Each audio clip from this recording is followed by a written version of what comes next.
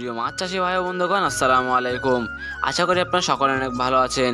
প্রত্যেক দিন আজকে আমি হাজির হয়েছি আপনাদের মাঝে নতুন একটি মাছের ভিডিও নিয়ে। আজকে আমি আপনাদের মাঝে কথা বলবো কিভাবে বাণিজ্যিকভাবে ব্ল্যাক কার্প মাছ চাষ করা যায় এই বিষয় নিয়ে। ব্ল্যাক কার্প মাছ আমাদের দেশের খুবই পরিচিত একটি মাছ। এই মাছটিকে আমরা সবাই চিনে থাকি।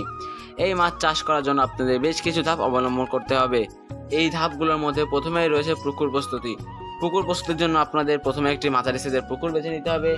যেই পুকুরটির আশেপাশে যেন খুব বেশি গাছপালা না থাকে এদিকে খেয়াল রাখতে হবে, এবং এই পুকুরের নিচে খুব বেশি পরিমাণে কাদা যেন না থাকে এদিকে খেয়াল রাখতে হবে। এরপরে আসে হচ্ছে পোনা মজুদ। স্ক্রিনে আমাদের নাম্বার দেওয়া আছে এবং ডিসক্রিপশনে আমাদের ঠিকানা সহ নাম্বার দেওয়া আছে। আপনারা চাইলে আমাদের কাছে সরাসরি এসে অথবা আমার সাথে যোগাযোগ করে ব্ল্যাক কার্প মাছের পোনা নিতে পারবেন।